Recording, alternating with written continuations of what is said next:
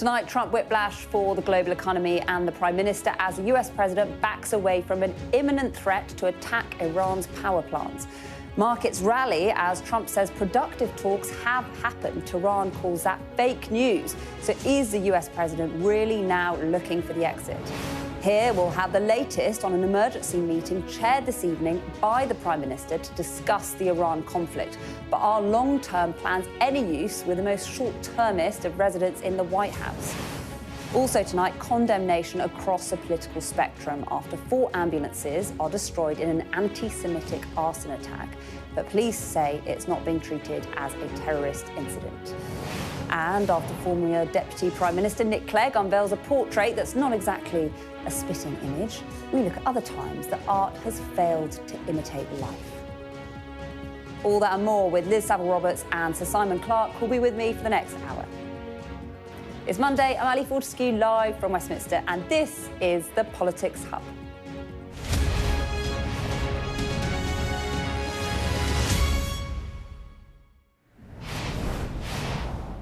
Hello, good evening. Welcome to the Politics Hub.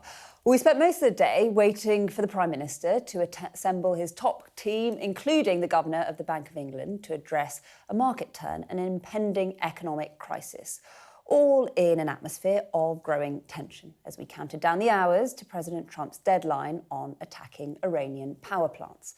Then, in a dramatic twist, this from the US President.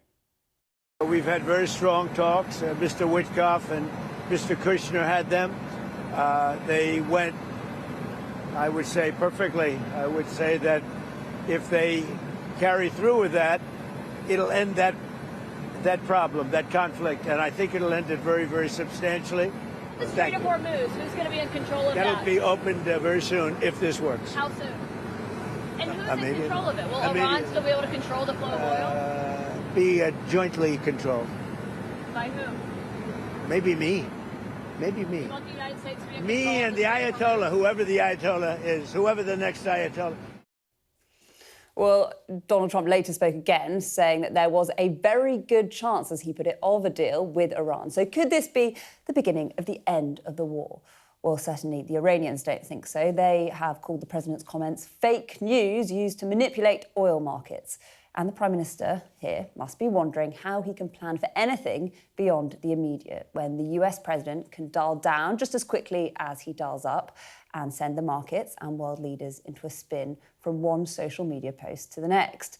The market picture this evening is not what it was this morning, and it may well yet change again. Well, let's cross straight to Washington and our US correspondent David Blevins. David, you're someone who maybe can help us understand the mind of the US President. What's going on? There is so much to unpack in terms of what has happened in a short space of time. The President, first of all, pausing his plan to bomb Iran's power plants, then claiming there were productive conversations going on with the Iranians and expressing hope of a deal, as you've just heard, that would allow perhaps him and whoever is Ayatollah to run the Strait of Hormuz, the world's busiest oil shipping lane. But to suggest there are conflicting versions of events in Tehran and Washington would be an understatement. President Trump claims his peace envoy, Steve Witkoff, and his son-in-law, Jared Kushner, have reached agreement on major points, as he puts it. 15 of them, he claims, primarily focused on Iran's nuclear capability. But Iran says these talks are not going on. It's all fake news because Donald Trump is concerned about the global oil markets, concerned about how this is all playing out domestically in midterm election year, and because he and Israel have got themselves into a mess which Iran believes they can't now get out of. And interestingly, the other big question has been, where does Israel sit in all of this? A short time ago, we heard from the Israeli Prime Minister, Benjamin Netanyahu. He said earlier today, I spoke with our friend President Trump. He believes there's an opportunity to leverage the significant achievements we've made together with the US military in order to achieve the objectives of the war through an agreement that will safeguard our vital interests. He goes on to say at the same time, we continue to carry out our strikes in both Iran and in the Lebanon. So dialogue on one hand, but there is certainly no sign of any ceasefire yet. OK, David, for us there in Washington, thank you for that update. Well, here in the UK, the Prime Minister was speaking at the Commons Liaison Committee and he told MPs that he knew about the US-Iran talks. I welcome the talks reported between the US and Iran. And to be clear with the committee, we, the UK, were aware that that was happening. And the immediate priority has to be a swift resolution of the conflict and delivering a negotiated agreement which puts tough conditions on Iran, particularly in relation to nuclear weapons. So that's the sort of number one priority. Obviously, there's no certainty in this. OK, let's bring our panel in for tonight, shall we? Former Conservative Cabinet Minister Simon Clarke and the Plaid Cymru Westminster leader Liz Saville-Roberts. Thank you both. I mean, this evening hasn't ended up the way this morning started, has it? Liz, it's difficult for the Prime Minister to do any long-term planning, really. Yeah, because I mean, the Prime Minister hears this, he has to respond to it. And then we also hear that Iran is saying that there haven't been any talks. And you just get left in this feeling that that the President of the United States puts out these statements, how much backcountry is to them, how much work has actually been done, or is it a response to what has just come across his desk in terms of the markets at home being concerned? Of course, it's good news that the price of oil immediately appears to drop, but what we don't really know is this just one step standing there on the ladder of escalation? Are things going to go down? Are things going to go up? Well, how this impacts on the United Kingdom? You know, concerns still, people are concerned that 2 UK air bases are being used. We all know by now that there was no imminent threat when President Trump chose to go in. Whether that was at the behest of Netanyahu or not, we shall find out. History will find that out. But I think the vast majority of people in the United Kingdom are very concerned at the United Kingdom's association with this, the association of our airfields. And although when I was questioning the Secretary of State for Defence, John Healey, today, he was asserting that it's only defensive use being made of our airfields, I think everybody is worried about where this is going to finish and how the UK is going to have our name tarred by the same brush as others who have walked in this war of choice by Trump. Simon, where does this end? The short answer is your guess is as good as mine. I mean, that is an impossible question. I think the reality is that tonight it may be that the President is playing for time and that this is a market-calming measure to try and buy him space. I mean, there are these 2 Marine expeditionary units which are converging on Iran. It's possible that further operations are in contemplation. And I'm just not well placed, frankly, to say whether or not this is a sincere attempt to have a meaningful dialogue with the Iranian regime or not. What I would say is I think that we have to be very careful here not to celebrate what would be the worst outcome for me of this whole situation, which would be Iran remaining in a position where she controls the Strait of Hormuz, where the lesson that regional allies take is that Iran has in some way won this conflict and face down the Americans, which would not be in anyone's interest regionally, but would obviously have probably profound effects also for the survival long-term of the Iranian regime, which, lest we forget, is a deeply evil and malign regime, both in terms of the treatment of its own people, but also in its attitude to other countries, including our own. And built to survive. Thank you both. Yeah. We'll come back to you very shortly. Well, who better to explain a turbulent day in the markets and what that means for all of us than our data and economics editor, Ed Conway. Here he is. There's been a crazy rollercoaster in financial markets, actually the last few weeks, but particularly the last few days. Have a look, first of all, at what might be the explanation for Donald Trump doing this extraordinary truth social where he's kind of signalling that there are talks ongoing. This is showing you, going back the last few years, US gasoline prices, and this is incredibly politically sensitive. You know, there's some people who think that that moment when Russia invaded Ukraine, gasoline prices in the US went up really sharply, that kind of ultimately cost Joe Biden the election. Well, the one thing Donald Trump hasn't enjoyed seeing is the fact that in recent days and weeks, you've had that price going up. So pump prices in the US going up. Maybe that explains this intervention, but an intervention, gosh, it surely was. This is showing you just the last few days. So the last thing was the last few years. This is showing you the last few days and crude oil prices. So Brent crude, which is the kind of prevailing European price, but it's affected by all of this. And you can see it went up above kind of close to 120 on Thursday. when Donald Trump said over the course of the weekend there was going to be a 48-hour deadline and potentially they'd be attacking power stations, look, it kind of crept up even higher. But look at what happened after that Truth Social. After that social media post, it just plummeted, an enormous fall. And we've seen some falls, some big rises in recent weeks, but that kind of takes the biscuit. And you see similar effects when you're looking at other metrics. So share prices kind of rebounded as well. And something also happened to government bond yields, because if you believe that governments are going to have to spend more supporting their populations, you kind of believe that they might have to borrow more, and that pushes up these interest rates.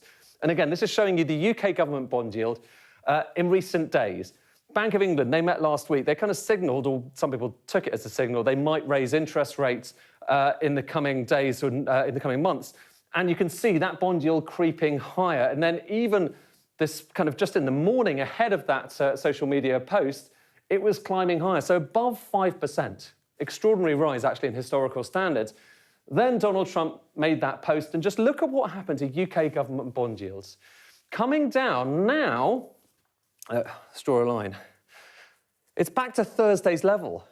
So the entire drama that we've had in the past few days, about the fate of this government and borrowing levels, has kind of almost reversed.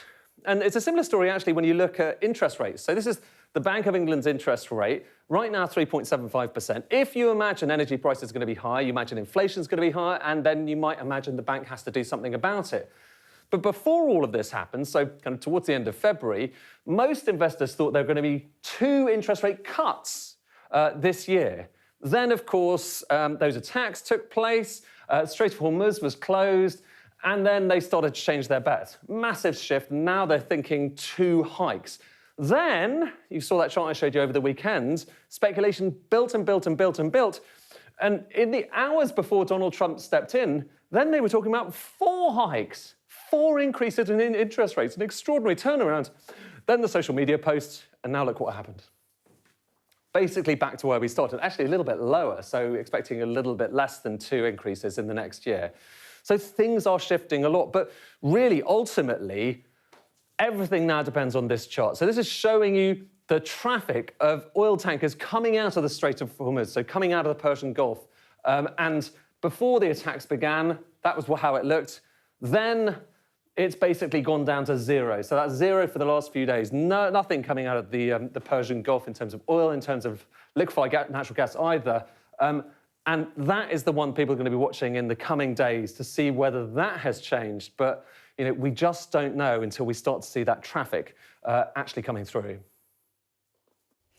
Well, as we've been hearing, the Prime Minister spent the afternoon at the Liaison Committee, that dreaded parliamentary grilling by a whole range of MPs, before the COBRA emergency meeting, where he was joined by the Chancellor, Rachel Reeves, the Energy Secretary, Ed Miliband, and also the Foreign Secretary, Yvette Cooper. Well, our political correspondent, Rob Powell, joins me now. And, Rob, you've been monitoring events, and I think we've just had a readout on that COBRA meeting. Yeah, they've had a COBRA meeting this afternoon, focused primarily on the economic impact. And we usually get details of what was discussed afterwards, and that's literally dropped into our inboxes about a minute ago. So I was just trying to quickly play through it now. It talked about the Chancellor set out the steps she will take tomorrow in a statement to Parliament that will help protect working people from unfair price rises. She spoke about a plan to detect and crack down on companies if they exploit the crisis in the Middle East. And they will take the form of a new anti-profiteering framework, which will help regulators like the Competition and Markets Authority to root out price gouging. So, I mean, I take from that what we're going to get tomorrow is not necessarily the kind of moment where the Chancellor stands up and says, I'm spending a load of money to give to people to support with their energy bills. I don't think that felt a bit premature anyway, because we don't necessarily know where the war's going in Iran. We don't know how that's going to trickle through and what impact that's going to have on energy prices. And of course, the energy price cap is in place until the end of June as well. What tomorrow is going to be about, and what it sounds like a lot of this COBRA meeting was about, was making sure that they can do everything they can to try and keep prices down in the short term. So it's the stuff that we were talking about, I think it was a week or so ago, when they had all of the fuel companies into Downing Street and told them basically not to hike up their prices more than wholesale prices were going up. That's probably the sort of interim messaging that they need to put out to people. I think there will come a time, though, where the pressure mounts to actually probably go a bit further. And the liaison committee, I think you've been watching that as well. Yeah, and the Prime Minister there, he gave us some sort of indication about, I think, his thoughts around if there was going to be energy support put in place, what it had to do. And this is what he said to MPs. Obviously, we're looking at, in the first instance, at what happens when the current price cap ends, which is the end of June. I think the one we're equally focused on is the one after that, because the June to September-October period is when only about 7% of only about 77% of energy is used within households. It's after that it gets very heavy. So we're both looking at the end of June, but also looking ahead to the September-October position as well, which is when the energy percentage of energy being used goes up considerably for very obvious reasons. Now, interestingly, he also pointed out that he was very aware of how much the bailout cost, the 2022 one, after the Ukraine invasion, after the Ukraine war started and after COVID. So I think suggestions there that, you know, if something does materialise, maybe the instinct of the Prime Minister is not to go as far as the government did back then. And this is obviously about energy security, it's also about defence, right? That came up, didn't it? It did. There was quite an interesting exchange with Sir Bernard Jenkin, veteran Tory MP. I think what the fallout from this Iran conflict has really sort of put out there, materialised physically for everyone, is sort of these abstract arguments about defence investment, what they look like in real life when something arrives and we need to send defence assets to it. You pull the lever marked defence assets and nothing seems to materialise. HMS Dragon, the Type 45 destroyer, has just arrived in the Eastern Mediterranean today. I checked back, that's 20 days after the deployment was announced. And there was this spiky exchange with Sir Bernard Jenkin where he was basically kind of pushing Sir Keir Starmer and saying, look, this is urgent. Why does your government not seem like it's acting with that amount of urgency? Have a listen. Why is it not on a war footing now? Because the strategic review commits us to a war footing and we now need to put the funding in place in order to get there. I have already announced the increase in defence spending to 2.5%, something that didn't happen under the last government, and where at the election a credible proposition wasn't put forward by your party. I'm going to do this and I'm going to do it properly, and I want to be able to explain to Parliament where the money is coming from. OK, let's bring our panel, Simon and Liz, back in. Rob, you're still here. Simon, you were in the Treasury, I think, when the war in Ukraine broke out, and obviously, as Rob was saying, you know, there was a kind of blanket package of support. Yes. Do you think that's the direction the government should go in this time? No, I don't. I mean, I think partly because it's just too soon to say what the impact will be, and the one advantage of this situation is that we're going into spring. We have a long time, as the Prime Minister was saying, until we need to make a definitive assessment of what households are going to need come the next winter. What I would say is, if the war ends tomorrow, there will be a long tail of disruption, and the damage to energy infrastructure in the Gulf is not such that it will simply, in many cases, be a case of switching them back on and shipments will flow. So I think we do have to assume there will be disruption for a considerable period of time, but I think the answer must be that if there is a package, that it is a tailored one, focused on the households who need it the most. I think also that the government should be addressing the elephant in the room, which is that we can do things in terms of the levies that are placed on energy bills, and my think tank Onward has written about this, but it's widespread comment as well. We should be drilling our own oil and gas at this point. It is crazy that we are so reliant on supplies from the Gulf, and we do still have residual options at home, and we have a government which is hell-bent on making sure that the North Sea is killed off as quickly as possible. Liz, I think you probably want to come in on this. Yeah. I think that's a very... It's an obvious thing to say at the moment, but my understanding is from an Oxford University report that would actually only make between £16 and £82 difference on people's bills. I think people would welcome that now. But in the here and now, and I think there is going to be an interesting question, because it does look like the Prime Minister is looking to do some form of means testing on whatever they do to help people. But nonetheless, I mean, in my constituency, which is very rural, 59% of people are not on the mains gas connections. So we're, in many cases, some will be on electricity, some will have new things like air source heat pumps and ground source heat pumps, but very, very many of them, including myself, are dependent on buying in oil deliveries, heating oil deliveries. And those costs have doubled overnight. And if the Prime Minister is going to look at solely at means testing and not looking at how this affects different parts of the United Kingdom and solely on whether people are on benefits, I think there's going to have to be a question. People will be feeling, working families will be feeling that they're being discriminated against. And I think it is really a time for the Prime Minister to think very hard about which families and which places. We've heard a lot about Northern Ireland, which is very, again, dependent upon heating oil, that we actually target this towards those people who are having to pay the highest bills. And they have already given support to quite sophisticated. But at the same time, I think this is a wake-up call for all of us that our dependency on fossil fuel has put us in this position. And again, the government does have to move, and move swiftly, about how we make sure that electricity is available and affordable to homes across the United Kingdom. Some of those will be difficult to reach, but people live there as well. And the government has a duty to everybody. And as we were saying, this is about defence as well, which many people would say was hollowed out under the Conservatives. Well, I think what this crisis has shown is that we can do defence to our own timetable. So if it's a case of putting a carrier strike group, like we did last year, into the Pacific, then we can do that. But what we can't do adequately is respond to a sudden crisis, and that's not acceptable. We do need to dramatically increase spending on defence. It has gone too low. I think that's the fault of all governments. Do you think you would have been able to respond to a sudden crisis? Look, I think we would have responded better. I think the decision around not dispatching a destroyer, in February, frankly, as it became clear that this crisis was unfolding, does represent negligence by the government. And I'm astonished that we ended up in a situation where Cyprus was more or less undefended. But the reality is that this is a problem of our having taken the peace dividend far too far. The Cold War ended and we were spending 4% on defence as recently as 1990. We're down to a fraction over 2 now. Most countries, of course, aren't defraying the additional cost of a nuclear deterrent from that 2% envelope on top. So, we are spending on our conventional forces much less than many of our peer nations. And that's not OK, and it has to change. And what the government cannot keep doing, I'm afraid, is kicking this defence investment plan down the road. They have to act. They have to set out something which is credible now, because saying that we're going to, come to over 3% at some point in the 2030s ignores the fact that it is possible that we will find ourselves in a confrontation with other powers, particularly, obviously, the Russians, sooner than that. And the best way of preserving peace is through strength. 3.5% by 2035 would cost 40 billion. I mean, Indeed. That is it's a lot of money, but these are big numbers, and that's why we need to have a proper national debate. And Liz, briefly, let's bring you in on this.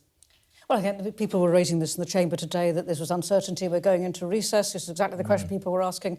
They know that we're going to go into proroguement straight afterwards. Again, the same questions are going to be asked.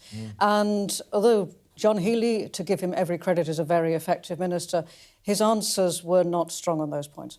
And Rob, do we have any final thoughts from you? I mean, the Trump rhetoric tonight, presumably the government will be hoping this is a moment of hope, perhaps? Yeah, and interestingly, Keir Starmer said in that liaison committee as well that they were aware of these talks between the US and Iran, which is interesting given Iran has sort of poo-pooed the whole thing.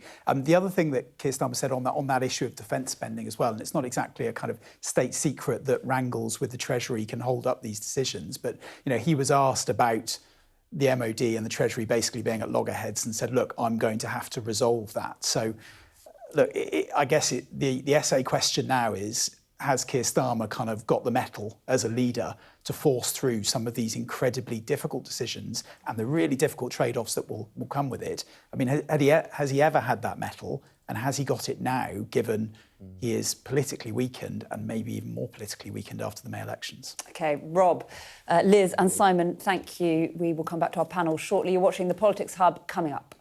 As the war forces up prices, what realistically can the Bank of England do to help?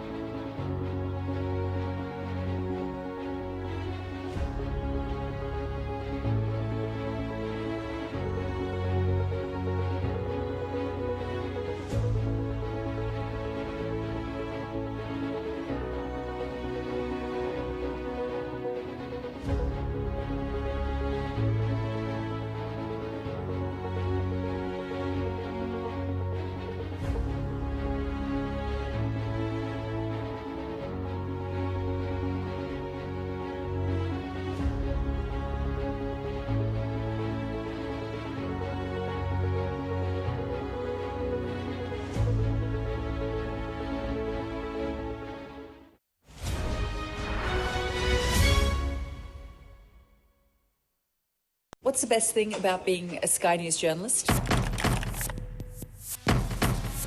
Who's funnier? Being a Sky News journalist. A special edition of The World with me, Yalda Hakim. Pakistan had the right to respond. You're like, what? Historic day here today. Congratulations, this is a huge moment. But what happens now? Well, to get his view on the market movements and what the Bank of England and the government can really do to reduce the impact of rising prices, I spoke to Sir John Gee, former Deputy Governor of the Bank of England. John, thanks so much for talking to us. We've just had this COBRA meeting. Unusually, the Bank of England governor was there. That is unusual, isn't it? Yes, but not unprecedented. When there's a moment of crisis, you try and get everyone who's got a contribution to make into that room. But it gives you a sense of the scale of what we're looking at in terms of the economy, potentially. Yeah, I mean, we're facing real difficulties. And maybe this afternoon looks a bit better, but it's still very uncertain. I suppose it's very difficult, isn't it, for the Bank of England or for the government to make any strategic long-term decisions when from one social media post or comment to another from the president, everything changes. Yeah, you can't make any long-term decisions. You have to prepare yourself as best you can. And of course, you can't stop taking decisions, and the Bank of England decided to hold rates at their last meeting. And that was a direct response to the rise in oil prices, which is a response to what's happening in Iran. So you have to keep taking decisions, but you must you must realize that it could all change tomorrow. And I suppose to that extent, at what point do you pull the trigger to make sure that you're not exposed and not just hope that the president of the US changes his mind? Well, it depends what we're talking about here. But if we're talking about the economy and interest rates, that's what I'm talking about. What matters for the decisions there is how long the oil price stays high. And that depends on whether or not this pause turns into the end of the affair, when the Straits of Hormuz are reopened, and Iran has made no promises on that that I've seen, and how bad the lasting damage to the oil production infrastructure has been in the Gulf. Now, we don't know any of those three things, so you have to put yourself in a position where if this continues, oil prices stay high or potentially rise even higher, and we start seeing shortages of oil and gas, that you're ready for that to make the necessary responses. But we've got time to wait and see. I think that was what the bank was saying at their last meeting, and I haven't seen the results of this prime ministerial meeting. But he's got a bit of time, too, to consider, for example, how and who he helps by way of meeting higher prices. So if you were in the MPC now voting on interest rates, what way would you be voting on? Would you like to see, do you think interest rates will have to go up at some point? No, I don't think that's inevitable. There's been a bit of reaction in the market after the meeting, which I think they slightly over-egged some of the or put too much weight on some comments from the governor. I think genuinely they're waiting to see. So in a classic case, if you saw a big leap in one price, the oil price, which came from external events, which was a one-off change, which would push up inflation for a bit, but then fall away. The classic response would be not to put up interest rates, because the medium-term effect of a price hike like that is to damage employment and output. And so you can rely on that bringing inflation back to target. Now, we don't know if this is a short-term raise in the oil price, it could turn out to be more lasting than that. And if so, we don't know whether other prices would follow it up, whether wages would chase prices up, so-called second round effects. Now, those are the two things which might make you want to raise rates, but, you don't need to do it now. I suppose this is also obviously about the robustness of the economy. From what you've seen, do you think the Chancellor in the autumn is going to have to come back for more somehow, be that potentially in tax rises? Oh, God, I can't see to the end of the week, let alone to the autumn, and nor can she. We are quite close to our borrowing limits. I mean, not as close as we were in November, but nonetheless, pretty close. And if we have to put up spending to mitigate the effects of energy prices, for example, and put up spending on defence, then she will have to consider how she raises the money for that. But, I mean, it's too early to jump to conclusions. We've seen in the markets how, just the statement today or last night or whatever it was, saying we're having a pause for a few days, has caused quite a dramatic effect as people think, oh, well, maybe this is going to stop and it's going to be quite a short-run problem. By next week, they might well have bounced back, or alternatively, they may be confirmed in that view, and we'll see oil prices, gas prices starting to come down again, and the need for fiscal measures will reduce. So, yeah, I'm afraid this is a wait-and-see moment. You're watching the Politics Hub. Coming up, the Prime Minister leads the condemnation of a horrific anti-Semitic attack after a Jewish communities group's ambulances were targeted by arsonists.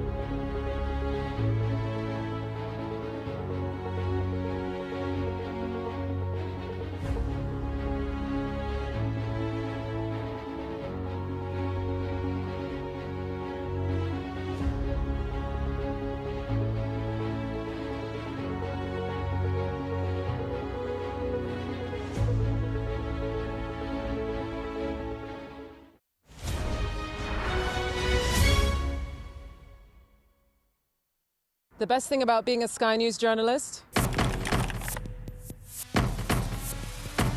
They call him the king of the jungle. Being a Sky News journalist. Yusra Al-Baghir has this report. And this is what's left of it. As a woman of colour, how did the Harris campaign speak to you? People risk their lives to speak to us for this report. Mr. Zuma, Sky News. We're trying to see as much as we can. Police are hunting 3 suspects following an anti-Semitic arson attack on a Jewish volunteer ambulance service in North London. CCTV appears to show 3 people setting an ambulance alight in the early hours of this morning. Well, the London Fire Brigade says the vehicles were destroyed after cylinders inside the ambulances exploded, and the force of the blast caused windows to break in a nearby block of flats. Well, the chief rabbi, Sir Ephraim Mervis, spoke at the scene. The Jewish community is shocked. We are saddened. But we always knew these kind of things are possible, and they're happening one after the other right around the globe. And this is a hideous, evil attack on a facility that has been created and that exists to save life, Jewish and all life. We are in a situation in which this is not just a Jewish problem. It's a problem for all of our society. The attack on the ambulances was on London, on Britain, of which we are an integral part. And I think it's really important for that to be appreciated. Well, there has been plenty of political reaction throughout the day to the attack. London's Mayor Sir Sadiq Khan has said it was a dark day for the city. Hatzola are volunteers who come together to provide a public service for everyone. The idea that somebody would attack somebody because they're Jewish or they'd attack Hatzola is perverse. And that's why all of us need to be aware of how scared Jewish people are. But I'll tell you this, there is no honour in remaining silent. If anybody knows anything, please report it to the police. You can anonymously report it to Crime Stoppers. It's really important those responsible are held to account. Well, I should say we've also heard from the Prime Minister and the Leader of the Opposition. Well, this is a horrific anti-Semitic attack. And, of course, my thoughts, I think all of our thoughts, will be with those in the vicinity, the residents who are understandably very concerned, a Jewish community across the country deeply concerned. I've already been in touch with community leaders this morning and will continue to do so during the day. But anti-Semitism has no place in our society, and it's really important that we all stand together at a moment like this. I was absolutely disgusted by those horrific attacks. I was only in Golders Green last week, and I know that that ambulance service is voluntary-led, and it serves the entire community. It's not just for Jews. Iranians have been helped by it. Brits have been helped by it. Golders Green is a strong community, and it's very clear that there are some people who want to destroy the harmony that is there. We need to make sure that we catch those people who are responsible. That's what I would want to see the police and the government focusing on right now. So lots of political reaction. And a little earlier, I did speak to Lord Walney, previously the government's independent advisor on political violence and disruption. And I began by asking him for his reaction to the attack. It is horrific. It's sickening. It is targeting literally vehicles, an institution that is dedicated to helping Jews and non-Jews alike. And it is a sign of the level of intimidation, fear and violence to which the Jewish community in Britain have been subjected to over very many years, but in particular since the 7th of October massacres. Do you talk about the 7th of October massacres? Do you think things have got worse in the last 4 weeks as well, since we've seen the outbreak of the war in Iran? Well, I think what you've certainly seen in addition to the rise in anti-Semitism post the 7th of October is now a more concerted Iranian operation, which is dedicated to targeting its own dissidents, Israeli citizens and the Jewish community here in the United Kingdom. So we are obviously, the authorities, agencies are still establishing the what precisely were the motivations and the identities of the attackers, but it is foremost in people's minds that there is an additional Iranian threat that is layered on the general anti-Semitism that people have faced over the last couple of years. Yeah, as you say, we should stress that we don't know if there was a political motivation at the moment. It's not. Well, I think it is. It's pretty obvious that if you march in and set fire to set fire to the ambulances of a Jewish charity, there is a political motivation. But yes, you're absolutely right that we're not exactly sure precisely what it is and who's driving it. Yeah, and the operation is being led by counter-terror police, but it's not yet, being treated as a terror incident. But do you think the government should be doing more? Because we know that they put more money into protecting Jewish spaces. What do you think they should be doing? Yes, on the one hand, the funding that this government has given and previous governments to the Community Security Trust and for the physical security apparatus that is very sadly needed by the Jewish community, that is commendable. But I think many Jewish people, Jewish Brits looking on at this today have now reached their limit of hearing government ministers saying that they will do whatever it takes to keep the Jewish community safe, which I know is heartfelt when they say it, but then time and again, this government is not doing what is needed to implement the effectively zero tolerance attitude that we should be having towards intimidation of Jewish people. And unfortunately, it is just not enough to say this every time there is an attack. You've got to follow through with a more serious confrontation of the appalling anti-Semitic rhetoric that has been allowed to claim too much of our streets on March days, has become embedded in parts of our communities, and for example, we've just had a big counter-extremism social cohesion strategy, which has got many different strands in it. It's got a lot of good in it, but it does not have the focus on Islamist extremism, which the Jewish community have been crying out for directly to the government, and which many of us know is going to be central to be able to combating the anti-Semitism which they are experiencing. I just want to bring you these live pictures from North London, where tonight the protest group Our Fight UK is staging what they've called a rally against Jew hate in Golders Green, where anti-terror police are investigating that suspected arson attack. So those are the latest pictures there from Golders Green. Let's bring our panel back in to discuss this some more. Simon and Liz. I mean, this is obviously a difficult subject, a shocking attack. Simon, what was your reaction? Well, I think what John was saying a moment ago is completely right, which is that we've got to stop simply saying every time this happens, oh, it's terrible, this must be the last time. We've got to actually do something about it. And I think some of that is about sort of what you might call defensive measures to allow the Community Security Trust to do the excellent work that they do. But a lot more of it is, frankly, about government really leading on this. And the culture in parts of our society is rotten.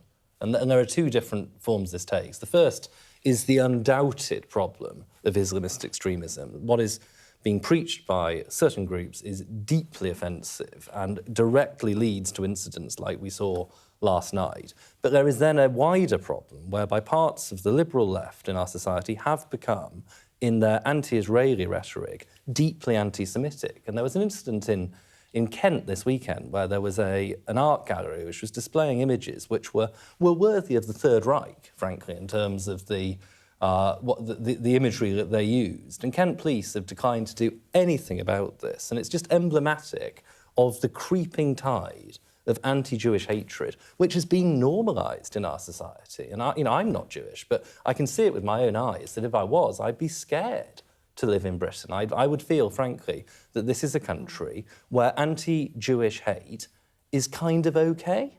And when the hell did that become the case? And we've got to do something about it at all levels and call it out for what it is.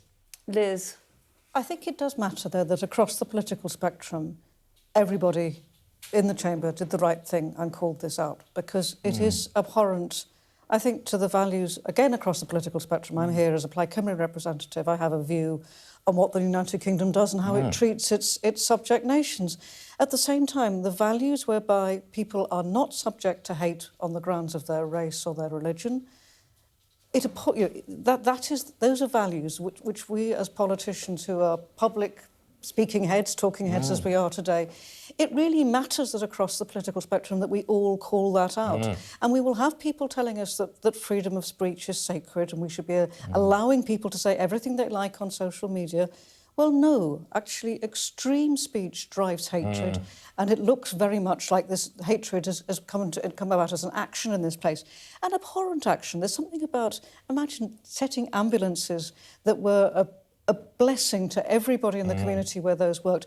And I can imagine the shock and the terror of the people who lived opposite in the buildings when the glass broke. This is something we should, all of us, call out, because that is what we want our society where everybody, whether they are Jewish, whether they're Muslim, whether they're Christian, whether they're Buddhist, that they are safe to practice their religions, because that basically is one of our fundamental values.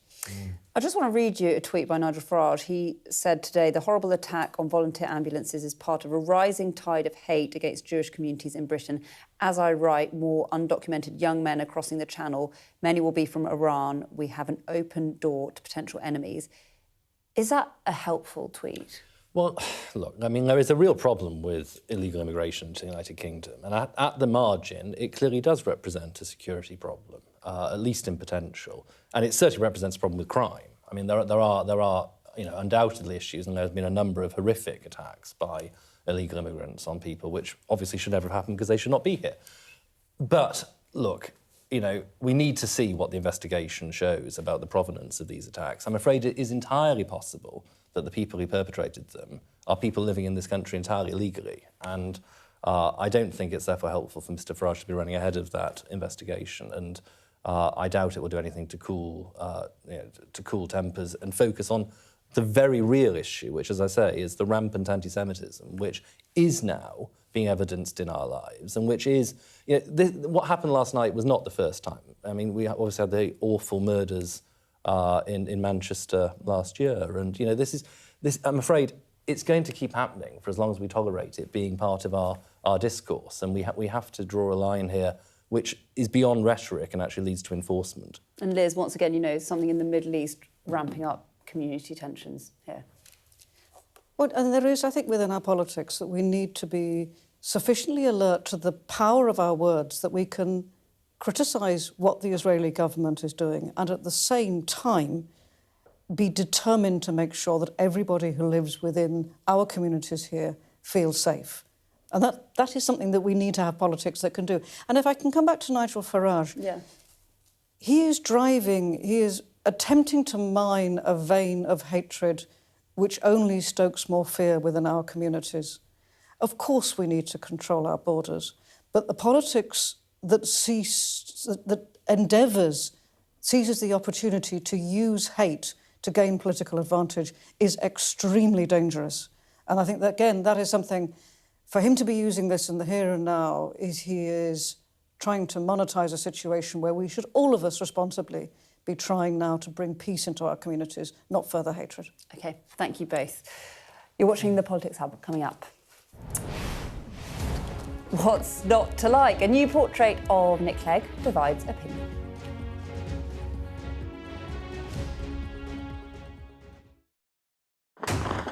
We're trying to see as much as we can. We're in an area that's just been reclaimed. Mr. Zuma, Sky News. People are directly protesting. The whole neighborhood is rallied around her.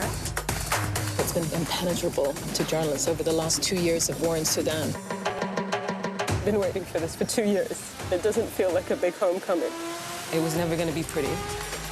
War isn't pretty.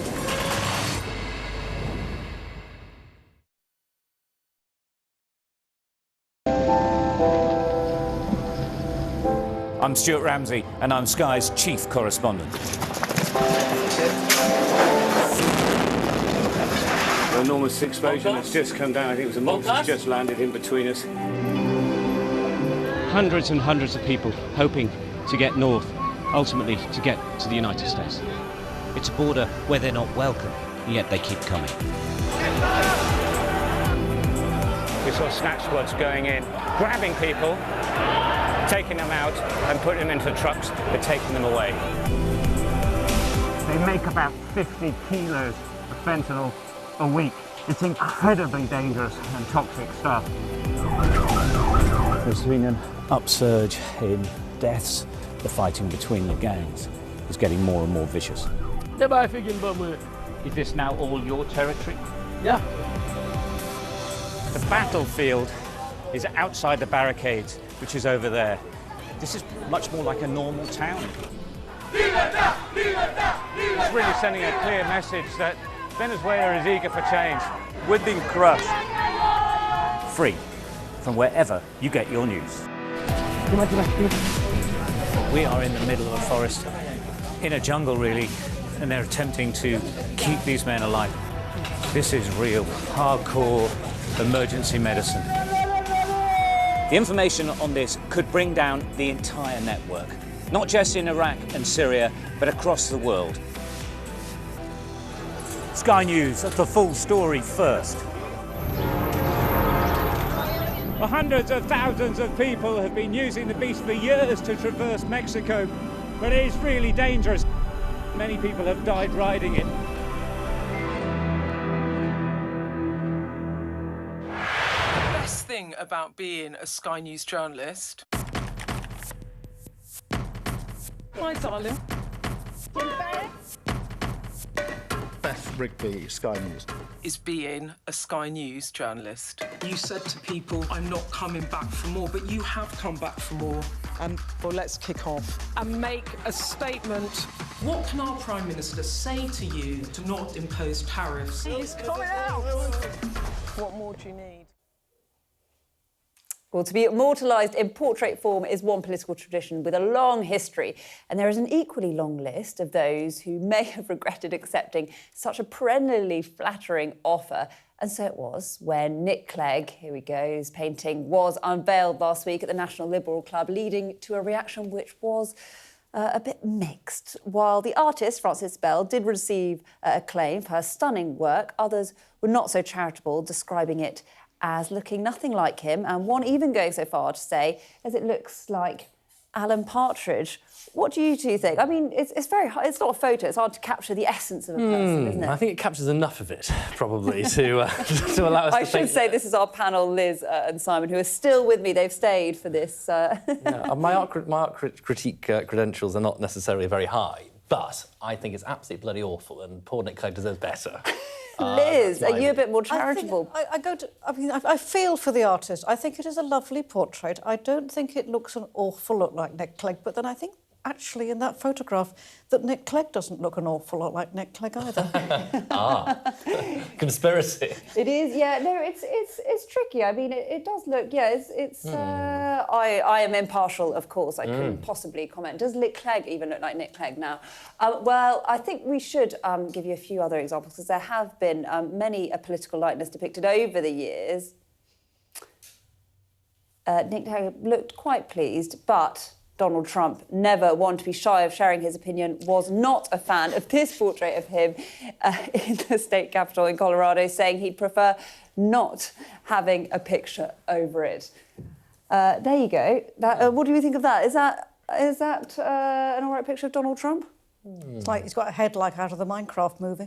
I mean, it's obviously him, which is better than the Nick Clegg effort. Simon, have you ever, or Liz, have either of you ever sat for a portrait? I am relieved to say I haven't, but Liz is far more august than I am. And it's been a wonderful experience. I mean, you actually, it's also a bit scary because you don't quite know what to wear.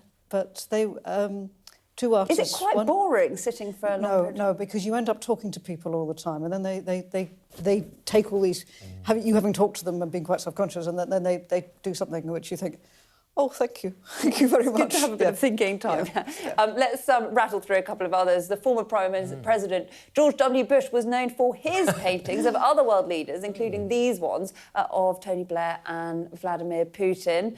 And it's not just paintings. There have been statues in the past that have caused a bit of a stir, like this one. And you may or may not be able to guess. Any guesses for who this is? You might be able to see it on the audio cue. It is.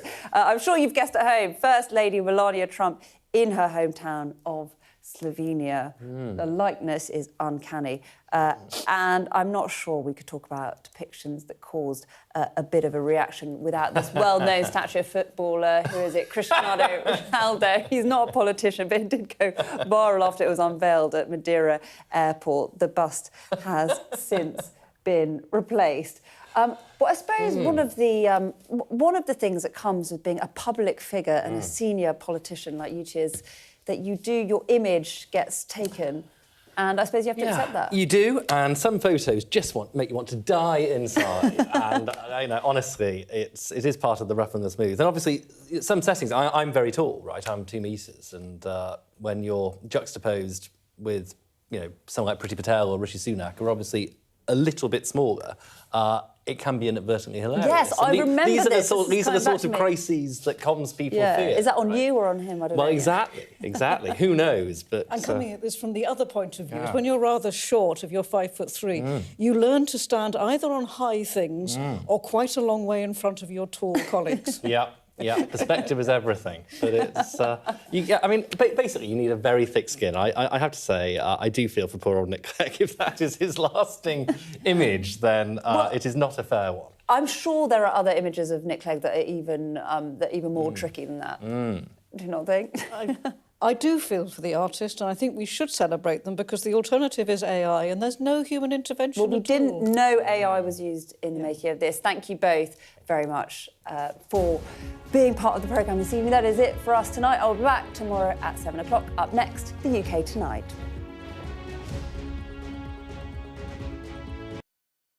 What's the best thing about being a Sky News journalist? Who's funnier? Being a Sky News journalist. A special edition of The World with me, Yalda Hakim. Pakistan had the right to respond. You're like, what? A historic day here today. Congratulations, this is a huge moment. But what happens now?